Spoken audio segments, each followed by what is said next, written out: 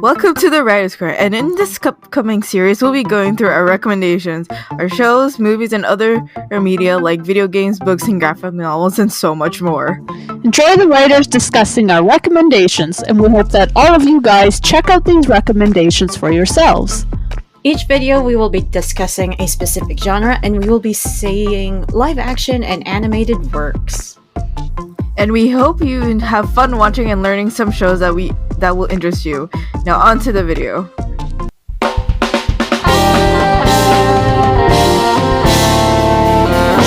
Here are the rules. We can put both animated and live action stuff together and not its separate things. Same with musicals, cartoons, family movies, foreign movies, and video games. It has to be the main genre of the movie or show, like if it's shown as an action, then it's under action. And we can't mention too much of a movie or a show if it's already previously discussed. You can only mention it. Now on to the video. Yeah, there's one series that we can recommend since we've all watched it. Castlevania. Yeah. Yeah. Okay. I still have to watch the newest season. Oh my god, Oh, yeah, same. dude. Oh, Like, am I the only one? Yeah, I didn't realize right away that there was a new season, and I was like, It's the final wait, season. how long's this been like- here? Okay, I need to watch this now. Yeah, it's the Yeah. final season. So, which is sad, but it's true. Fun fact, if you didn't know, this was supposed to be a channel for podcasts, and Castlevania was our first you're doing episode. a podcast, right? Well, no, it's gonna be a separate video. Oh yeah, whatever happened to all that footage of us like getting mad at Hector and Yeah, I mean, I'm not that much I think better we all there. just kind of gave up on it, and we're just like, yeah, let's not do this anymore. Yeah, it's just ruining Yeah. my experience of the season of that Series in general, because of my complaining of Hector, of how Yeah, much I he's know, you're about doing complaining so falling for much the on same that thing show. twice. And I'm like, in that part, I kept complaining about Hector and how he's not my favorite character at all. And it's just like, I was like, yeah. and then I was getting real annoyed with it, and yeah. Me, I was like, yeah. I also was like getting annoyed with season 3, and I was like, Yeah. no, I'm good. Just like, oh my gosh, Hector again? Are you serious? Had nothing to do with Hector for me though. Yeah. if there's someone like who's never seen this, they're just sitting there going like, who the heck is Hector? Anyways, we should actually talk about some actual good things about the series. Oh yeah. Oh yeah, the animation's good. The fantasy setting is pretty interesting. I mean, Yeah, I if love you how know dark and gritty it Castlevania, is. And I The like bloodier how, the better. pretty good. The bloody And the I like better. The And I video like game series. how like similar to Witcher, it has that same sort of dry Oh, humor. That's true. Yeah. And And the then, voice acting, also, oh my gosh, dude. The Oh voice yeah, acting I mean is the so voice good. actors. It's It's like, because it makes a lot of sense. They hired feels so- some actors from Lord of the Rings. Oh Yeah. I think it makes a one lot who of sense. acted as Aragorn, he voiced Trevor, I think.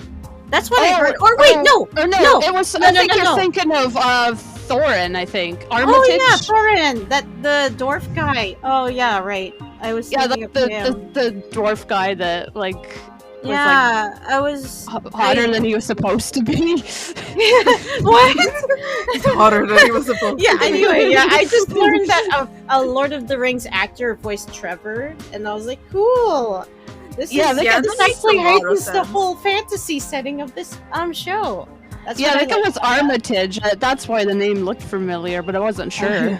Yeah. Yeah, and also Yeah. what I like about this is how they each voices in the show doesn't sound the same, which is nice. I mean, what was it? Yeah. You hear accents everywhere. Yeah, Yeah, I know. It isn't just Like, one you hear- accent. you- It's actually accents from different regions of wherever they live, which is cool. Yeah, like Sypha. I don't Yeah. know. Oh yeah, accent is, but Sypha. It's really cool. Yeah, yeah. Like it's weird. Like I've heard accents before, but usually sometimes they're never good. For the yeah. most part, when you listen to voice acting, like accents. But then in this show, it's I don't know. It's kind of like frick. It's like, really good. It's like nice to listen to. I know. Yeah, and that just feels authentic-ish. It's like the lo-fi beats, like lo-fi beats. Lo-fi beats.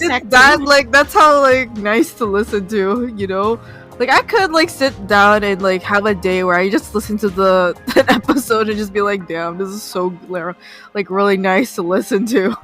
Weirdly enough. Voices. I've only seen the first couple episodes of the latest season, but I already like when they're fighting and Sypha's like, "You have turned me into a person who says shit." Yeah, that's my favorite. Oh, it's so good. I didn't know that. I didn't even start yet. That's the humor I like. I think we should talk about the story because I don't think we've mentioned. So basically the story of Castlevania is it's about Dracula who fell in love with a human named Lisa, and then Lisa's like, you know what? Maybe you should stop hanging around the castle and actually go out and act like a human for a change because you're in this castle with body pikes outside because you know that's not how humans act. And so he did and then before, like, you know, right after, like, they literally get married, have a child and all that. But then, you know, the church is like, yeah, this woman is using weird magic stuff and she keeps calling it science, but we know it's witchcraft, so we're gonna burn her at the stake. And then then they did do that. And then Dracula's like, wait, you killed my wife?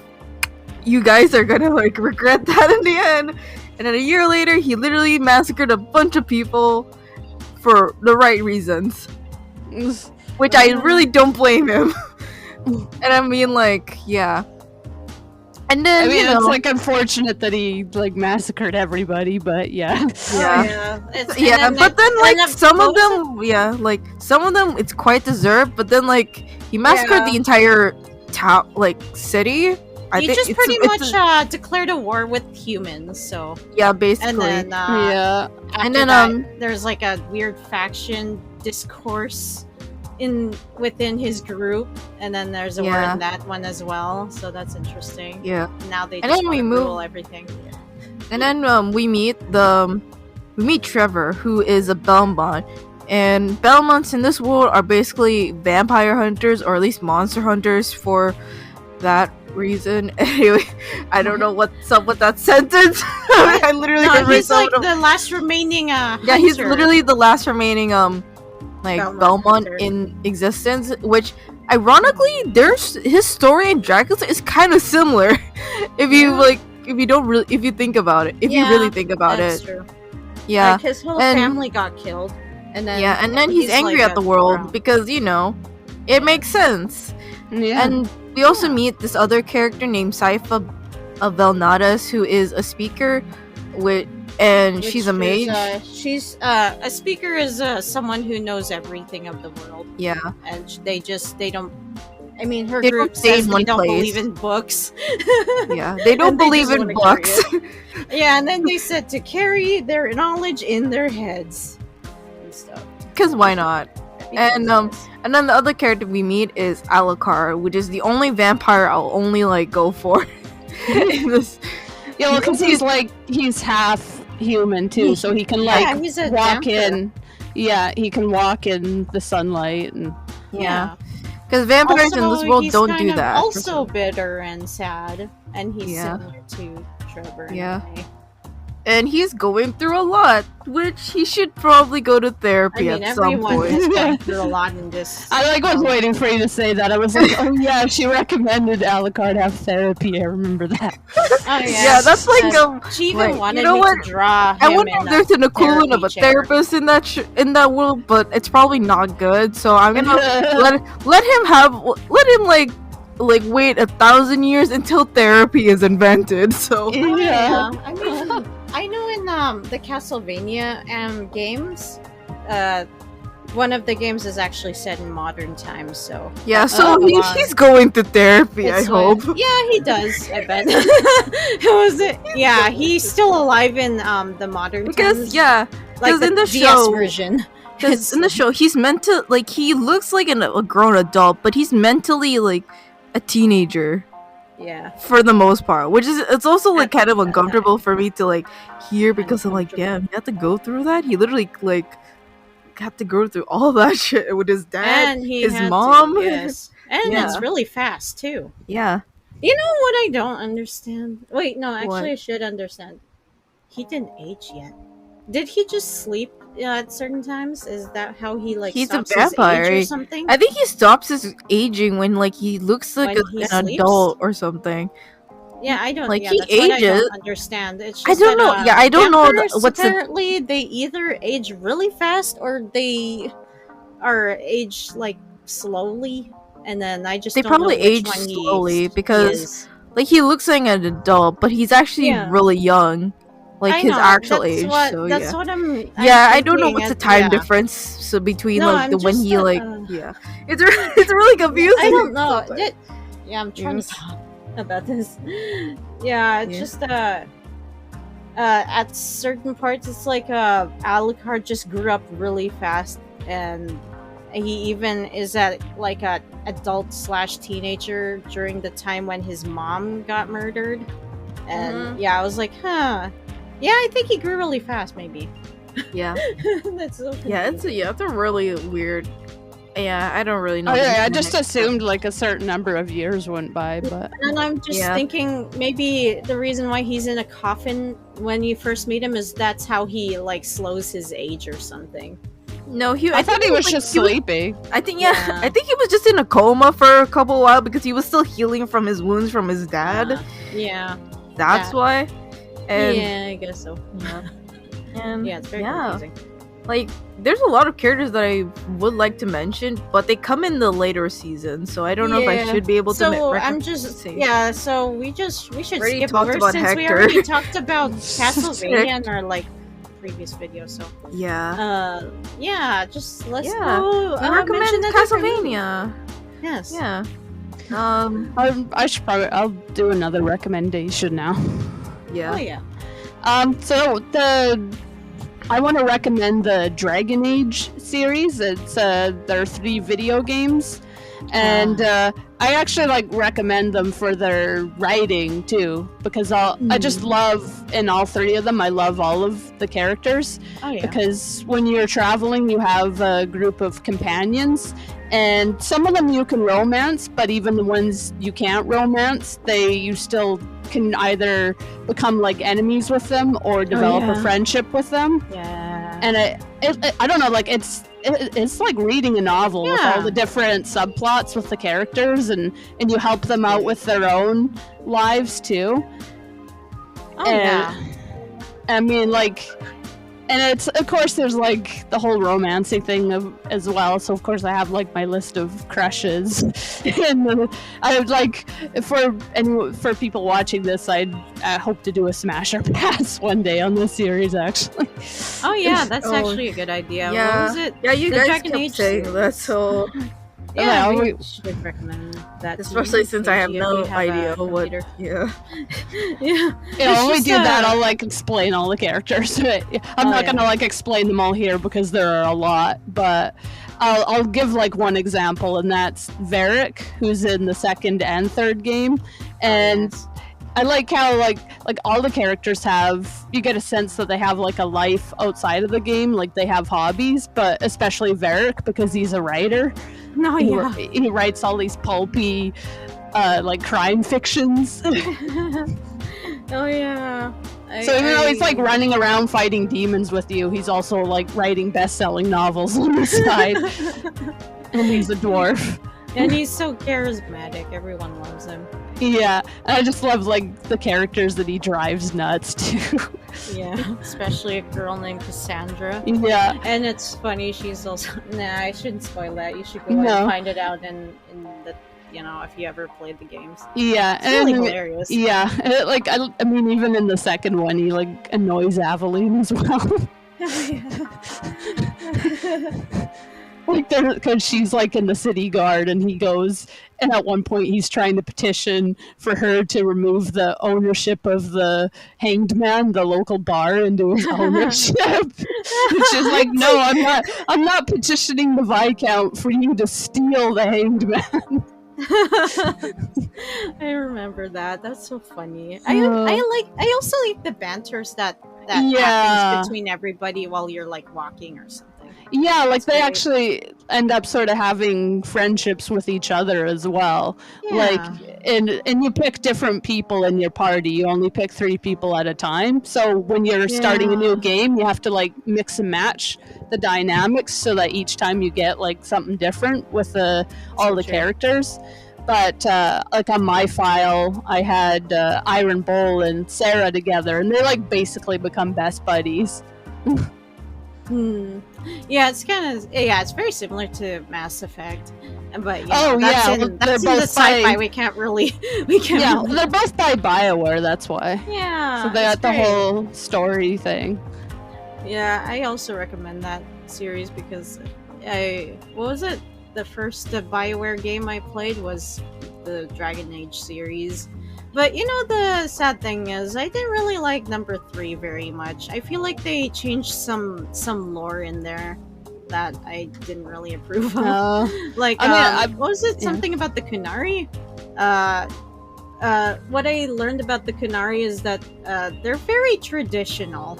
And I was like, yeah, I guess so. They seem very headstrong and masculine and stuff.